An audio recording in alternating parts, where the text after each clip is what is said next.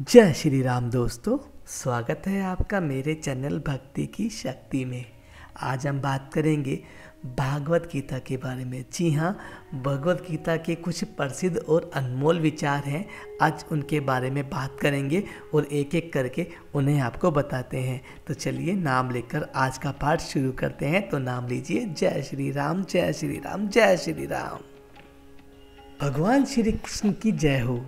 आज हम भगवत गीता के प्रसिद्ध कोट्स यानी कि अनमोल वचन के बारे में बात करेंगे।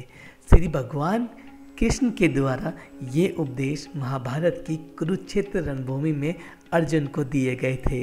इन सभी उपदेशों को संजय के द्वारा सुनाया गया था। संजय ने ये उपदेश धृतराष्ट्र व उनकी पत्नी को भी सुनाए थे। लाखों वर्ष बीत जाने के बाद भी भगवत गीता के अनमोल वचन दुनिया के हर एक क्षेत्र में अपना महत्व रखते हैं। भगवत गीता पर आज बहुत अनेकों भाषाओं में प्रतिलिपि बन चुकी है। बिजनेस की दुनिया के लिए भगवत गीता बहुत ही अच्छे संदेश देती है। आज की इस वीडियो में हम भगवान के द्वारा बताए गए उपदेशों को ही संकलित करेंगे जो असल में भगवत गीता में वर्णित है। हमने किसी भी उपदेश के साथ कोई छेड़खानी नहीं की है और मुझे पूरा विश्वास एवं उम्मीद है कि आप इन उपदेशों को जरूर सुनेंगे। हे भारत, जब जब धर्म की हानि और अधर्म की वृद्धि होती है तब तब मैं अपने नित्य सिद्ध देह को प्रकट करता हूँ। मैं अपने एकांत भक्तों के परित्राण, दुष्टों के विनाश एवं धर्म की स्थापना के लिए युग युग में प्रकट होता हूँ। कोई पुरुष किसी काल में एक क्षण के लिए भी बिना कर्म किए नहीं रह सकता।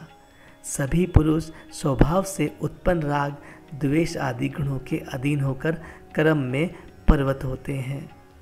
हे अर्जुन, जो व्यक्ति मन के द्वारा इंद्रियों को वशीभूत कर फल की कामना से रहित होकर कर्म इंद्रियों से शास्त्र विहित कर्मों का आचरण करता है वह श्रेष्ठ है। तुम संध्या, उपासना आदि नित्य कर्म करो, क्योंकि कोई कर्म नहीं करने की अपेक्षा कर्म करना श्रेष्ठ है और कोई कर्म नहीं करने से तो तुम्हारा शरीर निर्वाह भी सिद्ध नहीं होगा। श्रेष्ठ पुरुष जिस प्रकार आचरण करते हैं अन्य लोग भी वैसा ही आचरण करते हैं। वे जो कुछ भी प्रमाणित करते हैं अन्य लोग भी उनका अनुवर्तन करते हैं।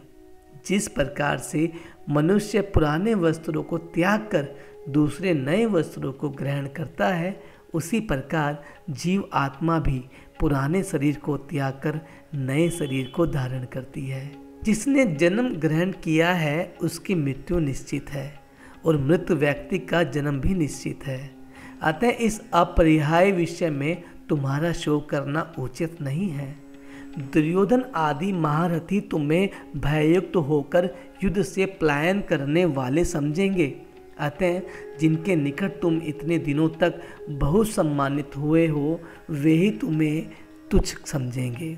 स्वधर्म विहित कर्म करने में ही तुम्हारा अधिकार है, किंतु उस कर्म के फल में तुम्हारा अधिकार नहीं है।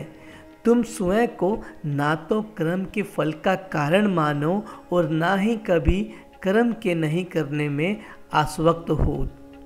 जब तुम्हारी बुद्धि मोह रूप सघन वार को पार कर जाएगी तब तुम सुनने योग्य और सुने हुए विषयों के प्रति वैराग्य प्राप्त करोगे। जो व्यक्ति सर्वस्त्र स्त्री रहित होते हैं और अनुकूल की प्राप्ति से ना तो प्रसन्न होते हैं ना ही प्रतिकूल की प्राप्ति होने पर उसका द्वेष करते हैं, उनकी बुद्धि स्थिर है। क्रोध से सम्मोह, सम्मोह से स्मृति का नाश, स्मृति नाश होने से बुद्धि का नाश और बुद्धि नाश होने से सर्वनाश होता है, अर्थात वह पुण्य भव सागर में पतित हो जाता है।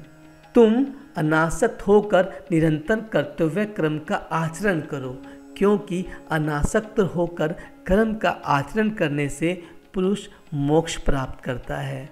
इस लोक में ज्ञान की समान पवित्र और कुछ भी नहीं है। इस लोक में ज्ञान के समान और कुछ पवित्र कुछ नहीं है। निष्काम कर्म योग में सम्यक व्यक्ति उस ज्ञान को कालक्रम में स्वयं ही अपने हृदय में प्राप्त करते हैं। अज्ञ, श्रद्धाविहीन और संयम युक्त व्यक्ति विनाश को प्राप्त होता है। संयम युक्त व्यक्ति के लिए ना तो यह लोक है, ना ही परलोक है, और सुख भी नहीं है। ब्रह्म में अवस्थित ब्रह्मवेत्ता पुरुष स्थिर बुद्धि वाले और मोह रहित होते हैं। वे प्रिय वस्तु को प्राप्त कर हर्षित नहीं होते हैं और अप्रिय वस्तु को प्राप्त कर उद्ग्रीव भी नहीं होते हैं। मनुष्य अनासक्त मन के द्वारा आत्मा का संसार से उद्धार करे, अपनी आत्मा की अधोगति ना होने दे, क्योंकि मन ही अपना बंधु है और मन ही अपना शत्रु है। प्रलय काल में समस्त भूत मेरी प्रकृति में लीन हो जाते हैं तथा पुण्य सृष्टि काल में मैं उन सभी का विशेष भाव से सर्जन करता हूँ। हे अर्जुन, मैं श्राद्ध का अंश हूँ, मैं औषधि हूँ, मैं मंत्र हूँ, मैं अग्नि हूँ, मैं घृत हूँ, मैं होम हूँ। मैं ही जगत का माता, पिता, धाता और पितामह हूँ। मैं ओंकार ओम हूँ। मैं ही तर्क, साम, यजुर्वेद आदि हूँ। मैं ही आधार एवं अव्यय बीज हूँ। मैं ही ताप प्रदान करता हूँ, वर्षा देता हूँ और उसका आकर्षण करता हूँ। मैं अमृत हूँ, मैं मृत्यु हूँ मैं, तथा स्थूल हूँ मैं और सूक्ष्म हूँ मैं ही सब वस्तु हूँ। हे चैतन्य, जो लोग श्रद्धापूर्वक अन्य देवताओं की आराधना करते हैं वे भी अविधिपूर्वक मेरी ही आराधना करते हैं। तो दोस्तों, ये थे भगवत गीता के कुछ अनमोल वचन।